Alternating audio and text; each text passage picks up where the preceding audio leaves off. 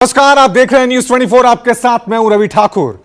देश में एनडीए ने तीसरी बार सरकार बना ली है। हालांकि बीजेपी बहुमत से चूक गई है, लेकिन एक बार फिर पीएम मोदी के नेतृत्व में सरकार का गठन हो गया है। लेकिन इस सरकार में क्या सब कुछ ठीक चल रहा है? क्या 2024 वाली सरकार 2029 तक टिक पाएगी? यह सवाल इसलिए उठ रहे हैं क्योंकि गठबंधन में सब कुछ ठीक सा नजर नहीं आ रहा है।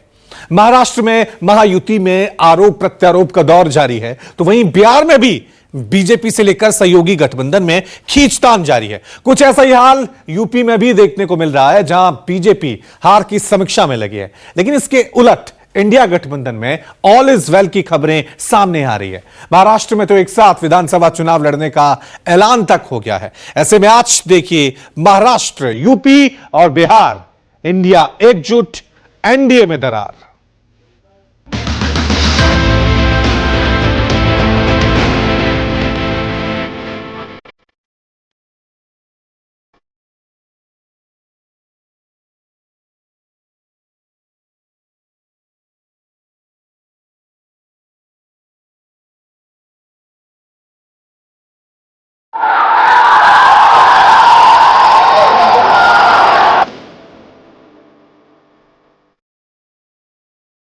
अभी के लोगों ने कहा था कि उन्हें संविधान बदलना है।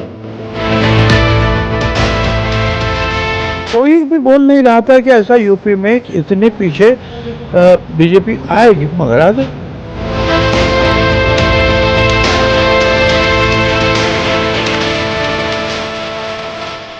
यहाँ की जनता थोड़ा भ्रम में आ गई, नहीं तो वो 100 के नीचे का 50 के नीचे वो लोग रहते। लोगों ने उन सब विषयों की समीक्षा करने का निर्णय लिया है। माइनॉरिटी गवर्नमेंट है, ये गवर्नमेंट कभी भी गिर सकती है। देश में भले ही लोकसभा चुनाव खत्म हो गया हो, सरकार के साथ साथ मंत्रालयों में मंत्रियों का गठन हो गया, लेकिन तपती गर्मी में सियासत का पारा अभी भी हाई है। 2024 के लोकसभा चुनाव में बीजेपी प्रचंड जीत का दावा कर रही थी, 400 पार का नारा बुलंद कर रही थी। सारे एग्जिट पोल मोदी को 400 पार सीटें दे रहे थे, लेकिन नतीजों में जनता ने उन्हें न सिर्फ झटका दिया, बल्कि यह भी साबित कर दिया कि लोकतंत्र में जनता ही सर्वोपरि है। बीजेपी बहुमत के आंकड़ों से बहुत पीछे रह गई, गठबंधन के सहारे सत्ता की नैया खेवने को मजबूर हो गई। वहीं दूसरी ओर विपक्षी खेमे का इंडिया गठबंधन इस बार मजबूती से सत्ता में लौटा, तो एनडीए का खेमा हिल उठा। एनडीए में आरोप प्रत्यारोप का दौर शुरू हो गया। समीक्षा पर समीक्षा होने लगी। इंडिया मजबूत तो एनडीए में दरार खुलकर सामने आने लगी। सबसे पहले बात महाराष्ट्र की करें तो महाराष्ट्र में इंडिया गठबंधन लोकसभा के जीत से गदगद है, तो वहीं एनडीए में खींचतान और आरोप प्रत्यारोप का दौर जारी है। दूसरी तरफ इंडिया गठबंधन महाराष्ट्र विधानसभा चुनावों की तैयारियों में लग गया। साथ ही यह भी साफ कर दिया गया है कि इस साल के आखिर में होने वाले विधानसभा चुनाव में उनका गठबंधन एक बार फिर मिलकर चुनाव लड़ेगा। जितने लोग हमारे साथ अभी रहे और उन्होंने संघर्ष किया, हम उनको लेकर आगे जाएंगे। और कुछ लोग अगर आना चाहते हैं, सिर्फ ये या वो ऐसे नहीं, तो खींचातानी किए बिना अगर वो आना चाहते हैं तो देखेंगे। निश्चित सत्ता परिवर्तन होगा। हम इस चुनाव को तीनों दल मिलकर और हमारे जो भी सहयोगी दल थे, जो जन आंदोलन की संस्थाएं थी, सभी मिलकर पूरी ताकत से इस विचारधारा का विरोध करेंगे जो मोदी जी ने इस लोकसभा चुनाव के दौरान जिसका प्रदर्शन किया है, उस विचारों का, उस प्रवृत्ति का विरोध करेंगे। सिर्फ इतना ही नहीं, महाविकास अघाड़ी का दावा है कि देश में इंडिया गठबंधन एकजुट है और दूसरी तरफ मोदी सरकार के गिरने का खतरा मंडरा रहा है। ऐसे में नरेंद्र मोदी कितने दिनों तक देश के प्रधानमंत्री बने रहेंगे, इस पर संशय के बादल मंडरा रहे हैं। एनडीए गवर्नमेंट गलती से बनी हुई है। मोदी जी को एक तो मैंडेट नहीं है, और माइनॉरिटी गवर्नमेंट है, ये गवर्नमेंट कभी भी गिर सकती है। अब देखेंगे, हम ये नहीं बोलेंगे कि अच्छा, हम तो ये कहेंगे अच्छा चलने दो, देश के लिए अच्छा होने दो, देश मजबूत बनाने के लिए हम सब लोग मिलके काम करना चाहिए। लेकिन हमारे प्राइम मिनिस्टर की आदत ये है कि जो चीज ठीक से चलती है उसको चलने नहीं देते। प्याज के कारण भाजपा को तो रोना पड़ा ही, लेकिन साथी जो है उनके वजह से भी वो रो रहे हैं। जो उन्होंने नैरेटिव सेट करने की कोशिश की थी, मंगलसूत्र तुमसे तोड़नार, वो क्या असलियत थी? अच्छे दिन आएंगे वो तो हम भूल गए, वो नैरेटिव का क्या हो गया? वो 15 लाख रुपए लाने वाले 2014 से अगर हम शुरू करें तो कितने नैरेटिव उन्होंने जो किए थे वो सारे झूठे थे। मोदी गारंटी का क्या हो गया? दरअसल महाराष्ट्र में एनडीए गठबंधन में दरार की खबर को सबसे पहले हवा दी आरएसएस के मुखपत्र ऑर्गेनाइजर में छपे एक लेख ने। ऑर्गेनाइजर ने लिखा कि महाराष्ट्र में जो राजनीतिक प्रयोग किया गया उसकी जरूरत नहीं थी। एनसीपी का अजित पवार वाला गुट बीजेपी के साथ आ गया, जबकि बीजेपी और विभाजित शिवसेना के पास पर्याप्त बहुमत था। एनसीपी में चचेरे भाई बहनों में जिस तरह की कलह चल रही है, उससे शरद पवार 2-3 साल में ही फीके पड़ जाते। ऐसे में अजित पवार को लेने का आवेगपूर्ण कदम क्यों उठाया गया? बीजेपी ने एक झटके में अपनी ब्रांड वैल्यू कम कर दी। ऑर्गेनाइजर में छपे इस लेख से हड़कंप मचना तय था। एनसीपी ने भी तीखी प्रतिक्रिया देने में देर नहीं लगाई। एनसीपी नेता छगन भुजबल ने कहा कि बीजेपी यूपी भी हारी और हम 48 सीटों पर नहीं लड़े। ऐसे में एनसीपी को दोष देना गलत है। कैसे आप बोल सकते हैं कि 48 सीटों पर परिणाम हुआ? हमको तो 2 ही सीट मिले सही मायने में लड़ने के लिए।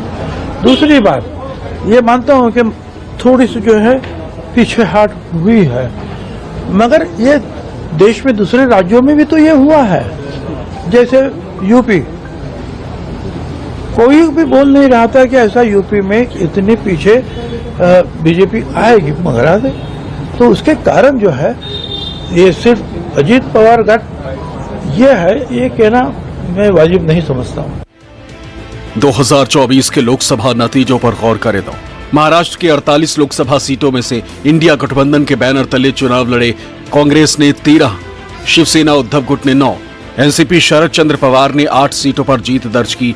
वहीं महायुति यानी एनडीए गठबंधन में से बीजेपी ने 9, शिवसेना शिंदे गुट ने 7 और एनसीपी अजित पवार गुट ने 1 सीट पर जीत दर्ज की। वहीं 1 सीट अन्य के खाते में गई। एनडीए में मची ये खींचतान विधानसभा चुनाव से पहले उसके लिए खतरे की घंटी।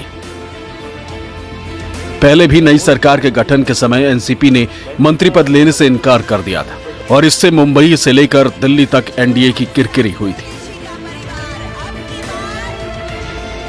वहीं सीएम एकनाथ शिंदे ने 400 वाले नारे को महाराष्ट्र में हार की एक बड़ी वजह बताया था। उन्होंने कहा कि लोकसभा चुनाव के लिए 400 पार का जो नारा दिया गया था, उसकी वजह से लोगों के मन में एक आशंका बन गई। विपक्ष ने भी इसे लेकर झूठा नैरेटिव बनाया। इस नारे को लेकर विपक्ष ने ऐसा माहौल तैयार कर दिया था कि अगर एनडीए को 400 से ज्यादा सीटें मिल गई तो संविधान बदल दिया जाएगा। कुछ फॉल्स नैरेटिव सेट करने की वजह से ये कुछ जगह पर हमें नुकसान हुआ है। महाराष्ट्र में भी नुकसान हुआ है। संविधान बदलेंगे, ये होगा, रिजर्वेशन जाएगा, फलाना होगा, कुछ भी नहीं होने वाला था। लेकिन 400 पार वाला आंकड़ा जो है उसके वजह से लोगों के दिमाग में एकदम ऐसी बात हो गई कि ये सब आगे जाके कुछ गड़बड़ होगी। सिर्फ महाराष्ट्र में ही नहीं बल्कि बिहार में भी गठबंधन में ऑल इज वेल नहीं रहा है। बिहार में एनडीए को इस बार 10 सीटों का नुकसान हुआ। ऐसे में अब बिहार में भी भीतर खाने हार को लेकर ठीकरा फोड़ने का दौर जारी है। साथ ही गठबंधन में एक दूसरे को समर्थन न करने के बाद भी उठने लगी। राष्ट्रीय लोक मोर्चा के अध्यक्ष उपेंद्र कुशवाहा ने अखबार में छपी एक खबर के साथ सोशल मीडिया पर एक पोस्ट किया। खबर में कहा गया है, विस्तारकों ने कहा बीजेपी को जेडीयू का वोट ट्रांसफर नहीं हुआ। कुशवाहा ने खबर के साथ लिखा, एनडीए के सभी घटक दलों के नेताओं से करबद्ध निवेदन है कि ऐसी खबरों को पब्लिक डोमेन में जाने से रोकें, बचें, क्योंकि इस तरह की खबरें आपस में कटुता बढ़ा सकती हैं, आरोप प्रत्यारोप की स्थिति को जन्म दे सकती हैं। चुनाव परिणाम की समीक्षा अति आवश्यक है, परंतु ये हमारा आंतरिक मामला है। हालांकि एनडीए के अनबन के बीच जीतन राम मांझी साफ कह रहे हैं कि इंडिया गठबंधन ने भ्रम फैलाकर वोट हासिल किए, नहीं तो जनता उन्हें 50 सीटें भी नहीं देती। बाई मिस्टेक उन लोगों को कुछ बल मिल गया है, गलत सलत प्रचार करके, भ्रामक प्रचार करके, झूठी बात कह करके यहाँ की जनता थोड़ा भ्रम में आ गई, इसलिए। और नहीं तो वो 100 के नीचे का कि 50 के नीचे वो लोग रहते हैं, तो वो लोग आ गए हैं बाई चांस। आगे देखेंगे कि उनका कोई स्थान नहीं रहेगा। बिहार के साथ साथ यूपी में भी एनडीए में सब कुछ ठीक तो नजर नहीं आता। यूपी में करारी हार के बाद बीजेपी में मंथन का दौर जारी है। लोकसभा चुनाव में उम्मीद के मुताबिक सफलता नहीं मिलने की वजहों की भाजपा ने पड़ताल शुरू कर दी। प्रदेश अध्यक्ष और संगठन महामंत्री ने लोकसभा चुनाव के नतीजों की समीक्षा की। बीजेपी ने इसके लिए 40 टीमें गठित की हैं, जो 2-2 सीटों की जमीनी हकीकत का पता लगाएगी। पार्टी ने अपने 80 पदाधिकारियों और जनप्रतिनिधियों और वरिष्ठ नेताओं को प्रेक्षक बनाकर प्रत्येक लोकसभा सीट पर भेजा है। टास्क फोर्स 20 जून तक हर सिटी की रिपोर्ट पार्टी प्रदेश नेतृत्व को सौंपेगी। बाद में विस्तृत रिपोर्ट बनाकर भारतीय जनता पार्टी के शीर्ष नेतृत्व को भेजी जाएगी। प्रदेश अध्यक्ष भूपेंद्र सिंह चौधरी और प्रदेश महामंत्री संगठन धर्मपाल सिंह ने शुक्रवार को बीजेपी प्रदेश मुख्यालय में टास्क फोर्स के सदस्यों की बैठक में दिशा निर्देश दिए। उन्होंने जिन सीटों पर बीजेपी को शिकस्त मिली है, उसकी वजह को तलाशने के साथ ही जीती हुई सीटों के समीकरणों का भी गहनता से पता लगाते हुए रिपोर्ट देने को कहा। पार्टी सीटों पर बगावत और उन तमाम मुद्दों की पड़ताल कर रही है जिसने चुनाव में बीजेपी को नुकसान पहुंचाया। भारतीय जनता पार्टी के प्रदेश कार्यालय में एक वरिष्ठ पदाधिकारियों के साथ हम लोगों ने उन परिणामों की समीक्षा की है और ये तय किया है कि अपने कार्यकर्ताओं को नीचे तक प्रवास करके और हमारे संगठन के लोगों से अलग अलग प्रकार की बैठकें करके उन सब विषयों की सूचनाएं, जानकारी एकत्रित करना है जिनके कारण राजनीतिक परिणाम हमारे पक्ष में नहीं आए। मुझे निश्चित रूप से विश्वास है कि हम लोग उन सब कारणों को दूर करके माननीय मोदी जी के नेतृत्व में और माननीय योगी जी के नेतृत्व में उत्तर प्रदेश और देश को